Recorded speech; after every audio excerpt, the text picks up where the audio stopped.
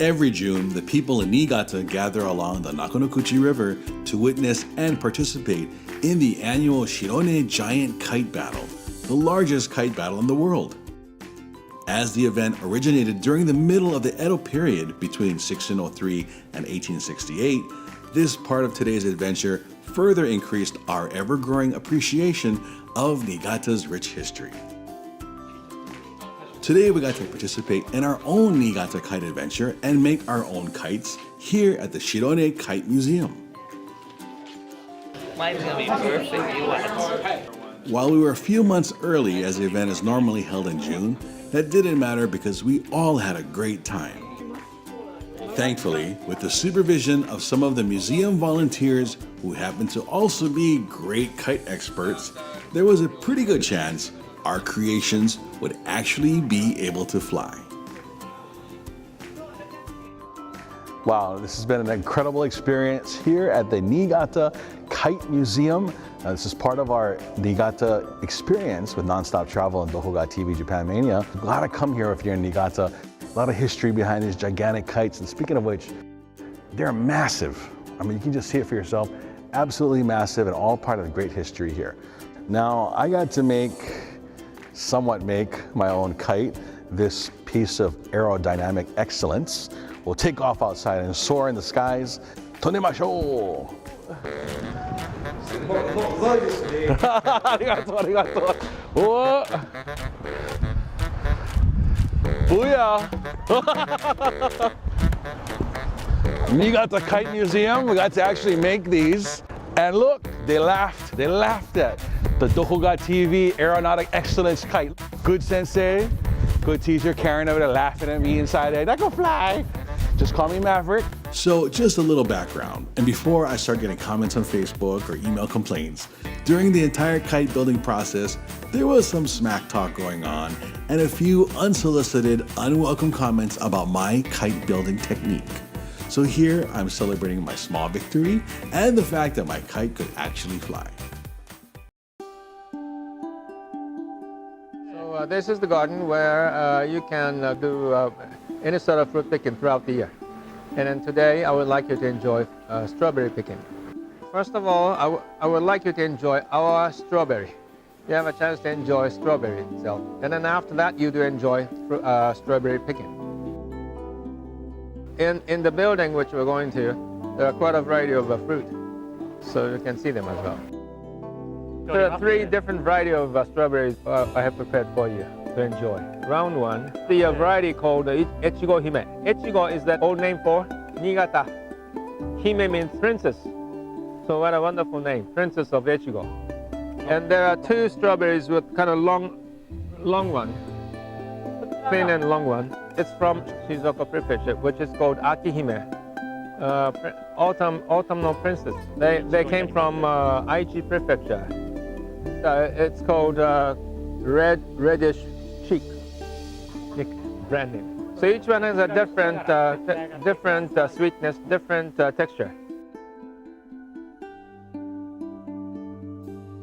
So after stopping at the Furusato Mura, the old hometown village, we got to shop and actually have a good lunch.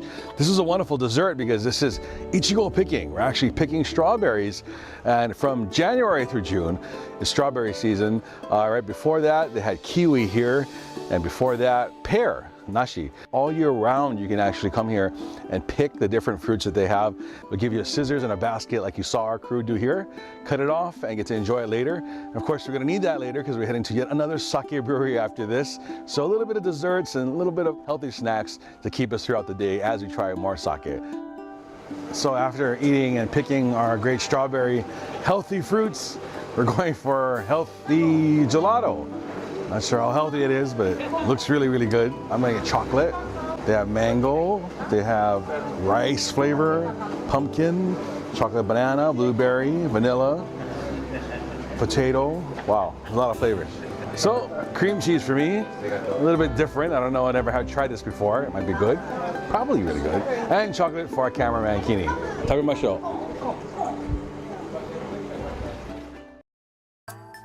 Founded in 1885, our next stop continues the rich tradition and history of Niigata sake.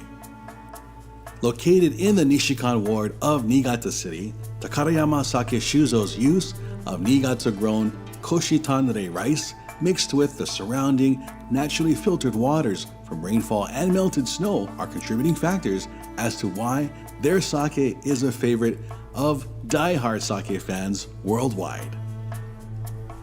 Thousands of visitors from all over Japan visit Takarayama Shuzo each year, and we had a chance to meet proprietress Yukiko Watanabe, who spent some time with us and also shared her main beauty tip, which includes the use of sake.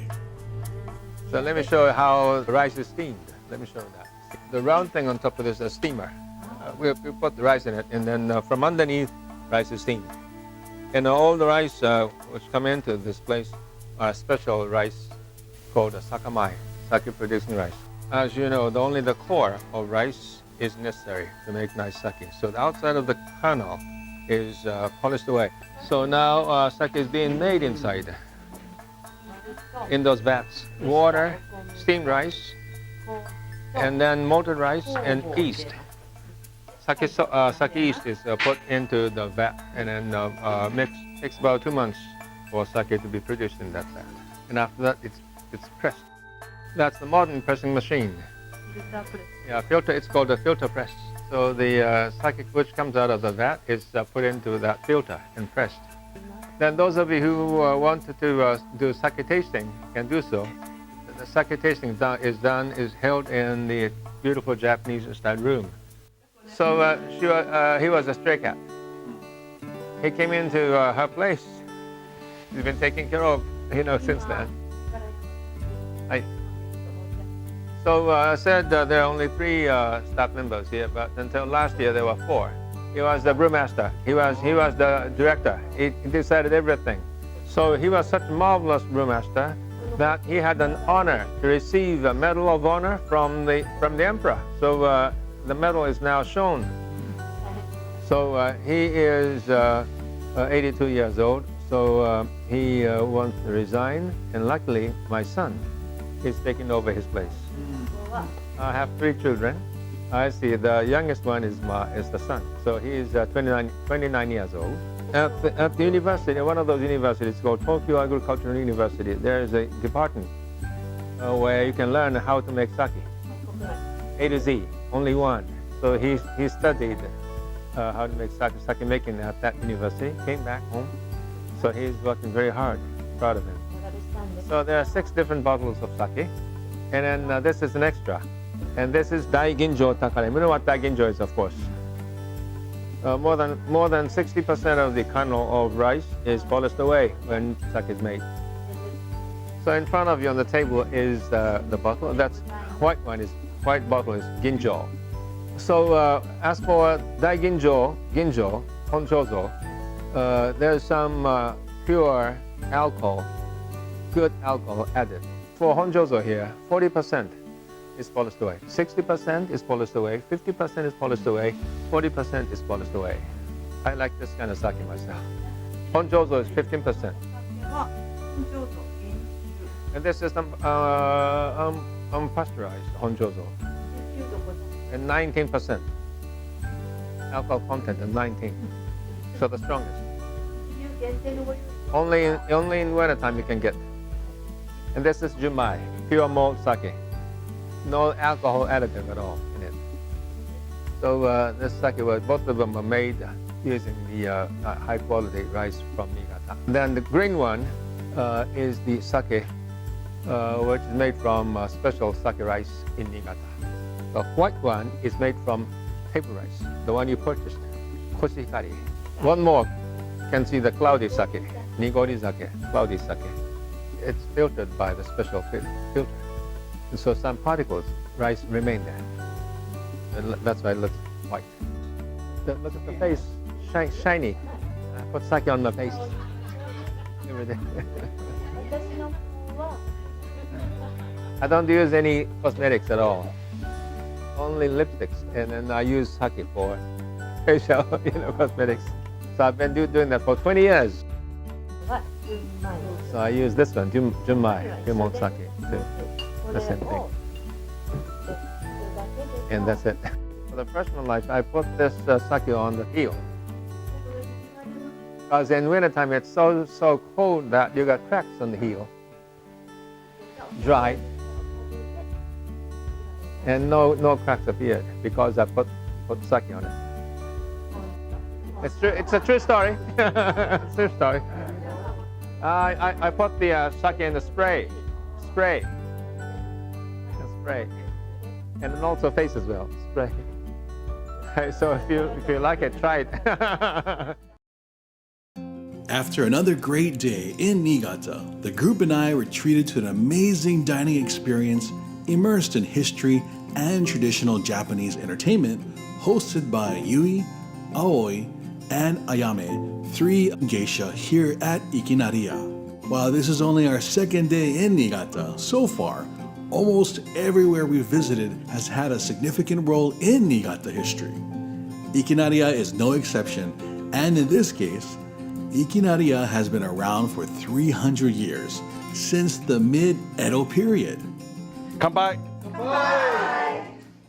First of all, there are three pieces of dancing, and then the lady there who plays the shamisen, Japanese version of 3-string guitar, and then singing.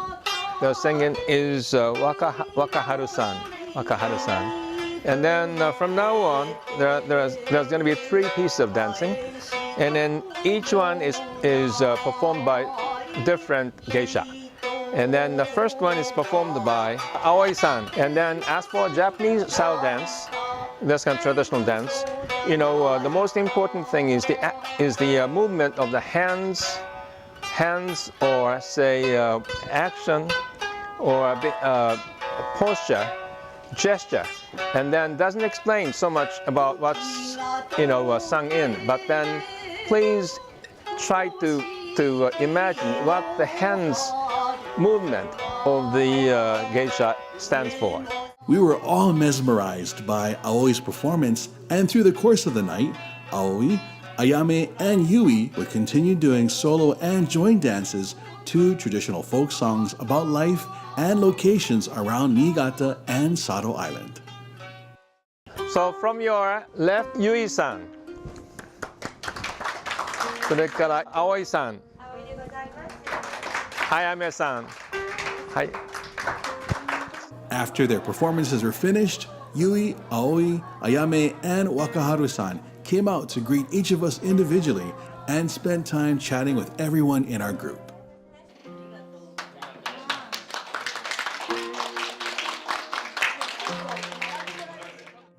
After Wakaharu-san's shamisen performance, we had a bit of musician talk, discussing the complexity of playing shamisen and the difference with other stringed instruments like guitar. I think she could tell I was completely enamored by her performance, and she even let me play her shamisen and gave me a crash course lesson before performing together.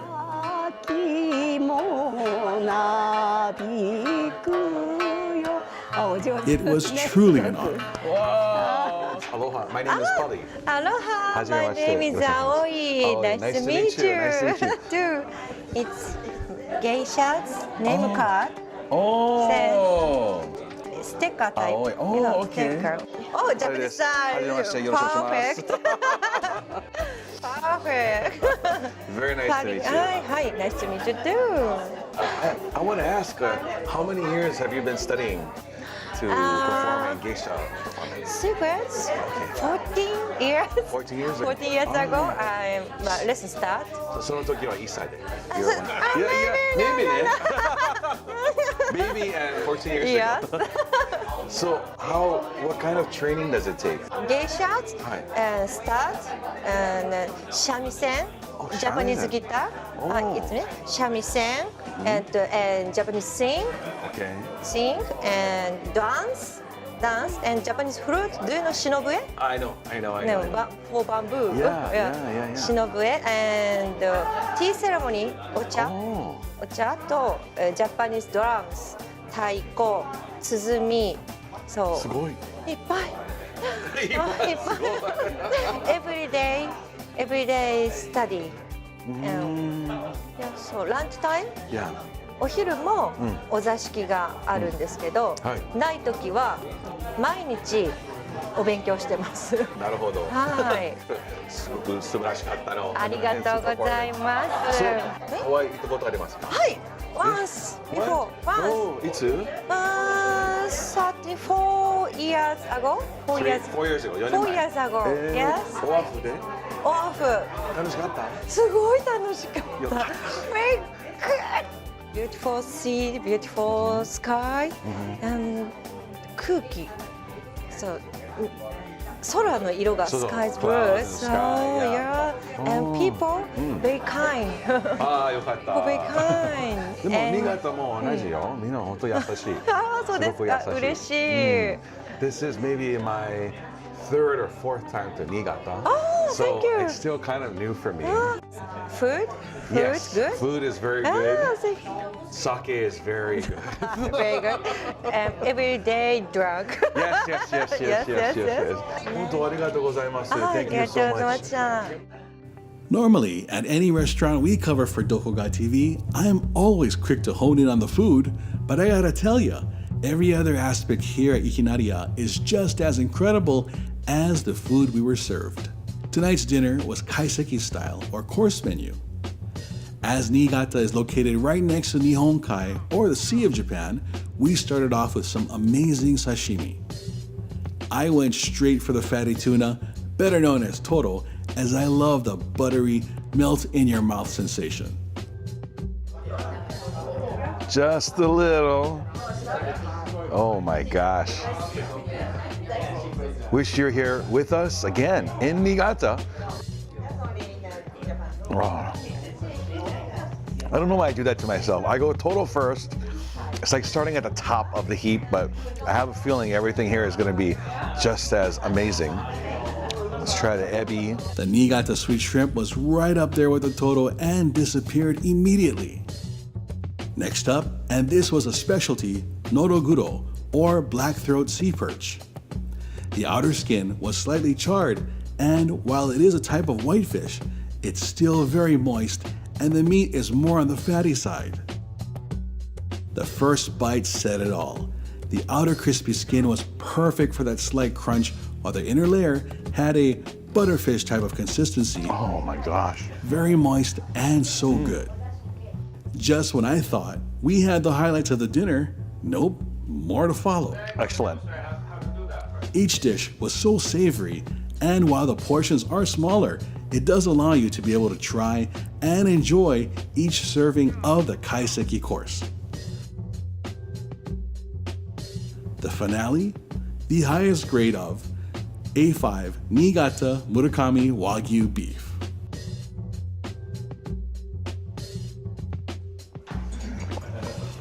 Oh my gosh.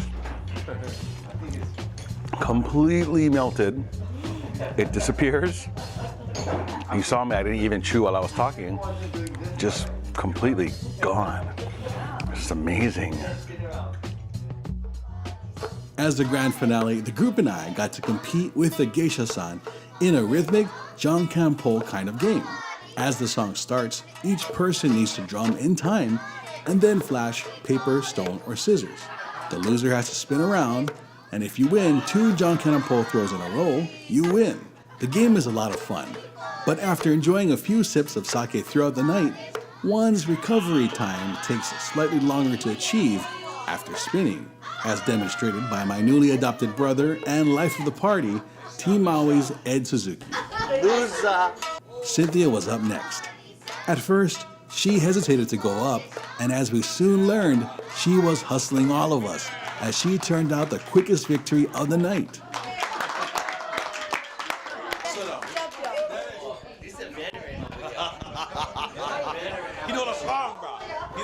Following Cynthia was our group celebrity, actor who has appeared in print and in numerous TV commercials, a true karaoke king, and official sake sampler, Mr. Dennis Takeshita.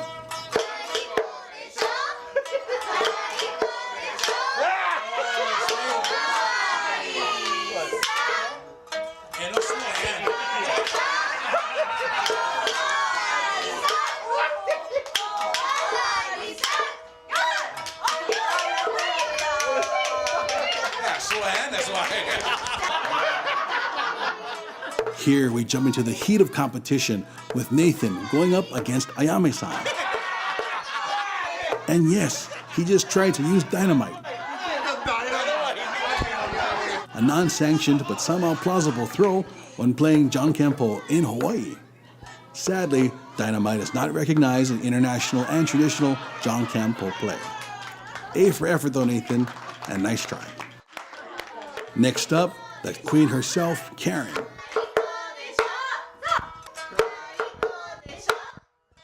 She took the CEO-style spin, exuding confidence and a slight rebellious spirit during the heat of battle.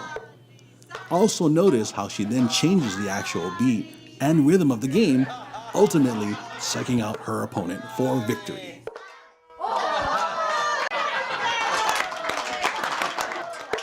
After sizing up the competition and studying Ayame's various styles and techniques, Edna took her turn on center stage. Edna toyed with her challenger, pulling tie after tie, and then immediately went for the takedown.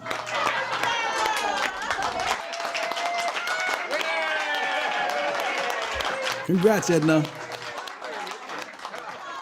As for me, epic fail. ハワイの皆さん、葵です。アロハー。いつでも新潟でお待ちしてます。美味しいもの、綺麗なところたくさんあるので、ぜひ実際見に来てください。お待ちしてます。ご飯